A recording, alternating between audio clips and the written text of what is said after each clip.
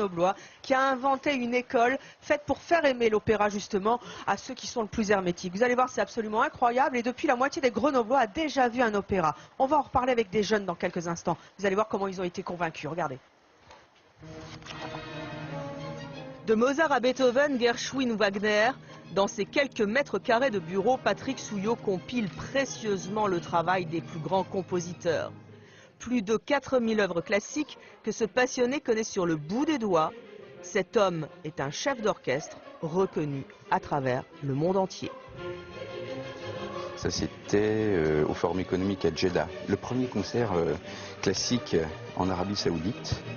Un goût immodéré pour la musique classique, notamment l'opéra, que ce Grenoblois a façonné aux côtés des plus grands, dont un certain Leonard Bernstein, le créateur du célèbre West Side Story, ici, à gauche sur la photo.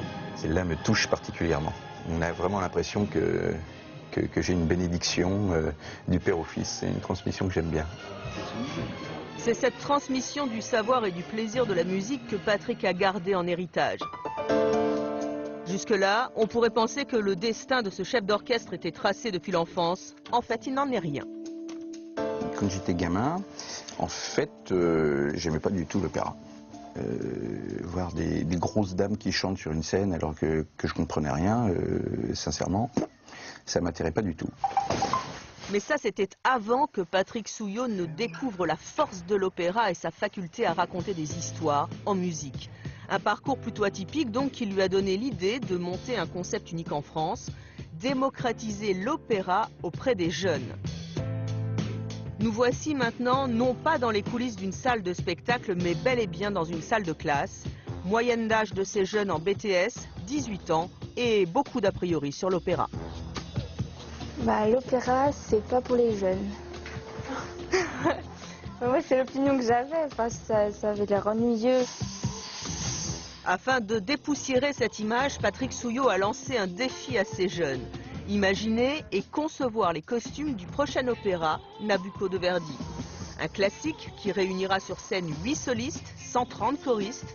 Au total, ce sont ces petites mains qui travaillent chaque semaine à coudre, retailler, ajuster, pas moins de 280 costumes. On n'a pas toujours l'occasion en études de réaliser des projets aussi complets. C'est vrai que c'est une réelle opportunité pour nous, donc on l'a saisi. Confier la création d'un opéra aux jeunes pour moderniser l'art lyrique, voilà donc tout le pari de ce chef d'orchestre. Et après 6 ans de collaboration et autant d'opéras couronnés de succès, Patrick Souillot n'a aucun doute sur leur savoir-faire. J'ai toujours une passion pour les artisans et quand je vois des jeunes qui savent faire des choses avec leurs mains, ça me rassure. Je me dis qu'ils ont un vrai métier entre les mains et que ils ont de l'or. Ils ont vraiment de l'or entre les mains. Depuis le début de la rentrée scolaire, près de 450 étudiants travaillent pour donner vie à cet opéra coopératif. Cette année, une dizaine d'établissements scolaires vont être impliqués. Direction maintenant cette école de design graphique. Aujourd'hui, le metteur en scène de l'opéra monté par Patrick vient présenter Nabucco aux étudiants. Je me laisserai surprendre, je crois que c'est beaucoup mieux comme ça. J'impose rien, j'ai une idée de ce que je souhaite, mais c'est vous qui allez quand même vous y coller. D'atelier en atelier, d'école en école, chaque étudiant s'approprie les codes et le mécanisme de l'opéra. Après les décors, le maquillage, pensé pour chacun des personnages en fonction de leurs émotions. On travaille pour vachement agrandir le verre, que ça soit vu par les spectateurs de loin. Et voilà le résultat sur scène, plusieurs mois de travail pour tous ces étudiants. Grâce à ce chef d'orchestre particulier, le public grenoblois qui va à l'opéra a doublé en 5 ans et 2500 jeunes ont découvert une musique inconnue, jusque-là absente de leur playlist. Voilà, et ce chef d'orchestre si particulier n'a pas pu être avec nous car il est ailleurs bien sûr. Et nous avons le directeur du développement qui est un tout jeune homme de 27 ans, c'est Benjamin. Benjamin, alors vous avez une histoire particulière, école de commerce, violoniste à la base, vous êtes devenu directeur du développement de cette fabrique. Et alors vous m'avez dit un truc extraordinaire avant l'émission, vous m'avez dit si on veut découvrir l'opéra, et c'est plutôt poussiéreux pour les jeunes, il faut venir chez nous parce que nous on a une manière particulière de montrer l'opéra. C'est quoi votre truc ?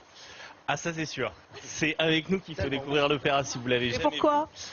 D'abord parce que si vous êtes isérois, vous avez peut-être, voire forcément, quelqu'un, un proche, un neveu, une nièce, quelqu'un que vous connaissez qui a participé à la production du spectacle. Ça fait une raison de plus de venir. Vous faites travailler toutes les écoles. Hein, Oui, plus de 500 jeunes chaque année participent au projet. Et qu'est-ce qui fait que vous faites aimer à des néophytes, à des hermétiques, des opéras qui peuvent paraître poussiéreux, à des jeunes qui ont la musique dans la tête, quoi. Mais je pense que si on sort l'opéra des clichés, on aime l'opéra. Parce qu'il y a du théâtre, il y a de la danse, il y a des émotions, il y a de la colère, il y a de la joie. C'est un art qui est universel et qui traverse les époques. Après, ça a été un art qui a été un peu galvaudé, socialement galvaudé. Et nous, notre but, c'est de lui rendre son caractère populaire. Alors justement, vous êtes en train justement de démocratiser cet opéra, puisque ici c'est une ville pilote, ça va se développer à Strasbourg et c'est pour ça que vous êtes là, et dans d'autres villes. Et avec nous, vous avez emmené deux jeunes, il y a Marie-Lou qui était en esthétique, et vous faites maintenant le maquillage de ces opéras. On dirait un peu la fille de Chantal Thomas, mais très jeune, vous voyez, elle a 20 ans, justement, elle Mario. est dedans maintenant. Vous, votre truc, c'était le métal avant, hein? Oui, oui, oui. Et l'opéra maintenant, vous aimez? Oui, oui, oui, j'apprécie beaucoup plus qu'à... Qu'est-ce qui vous a fait aimer l'opéra tout d'un coup? C'est de le connaître d'une manière différente. De le connaître de l'arrière, je dirais, et après de pouvoir le découvrir aussi sur scène. Mais d'abord, tout le travail qu'il y a, tout ce qu'il y a avant, en fait, vraiment. Alors, quelque chose que vous ne connaissez pas, et vous, c'est les costumes, hein? Voilà, et vous avez 20 ans. Et vous, c'était quoi votre type de musique? Avant, c'était surtout tout ce qui était pop-rock, et là, vraiment, de découvrir l'opéra, c'est sympa, ouais. Alors, grâce à votre initiative, donc je le disais, la moitié des Grenoblois maintenant ont écouté un opéra. Alors, on va s'amuser justement à faire un petit blind test, hein, vous savez comment on dit.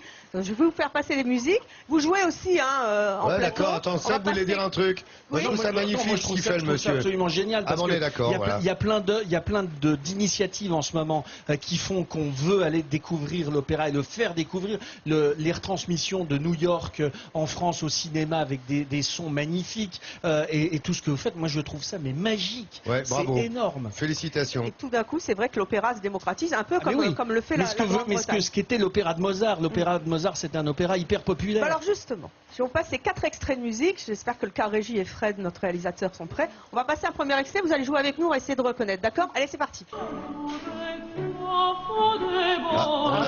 On a Traviata. Carmen.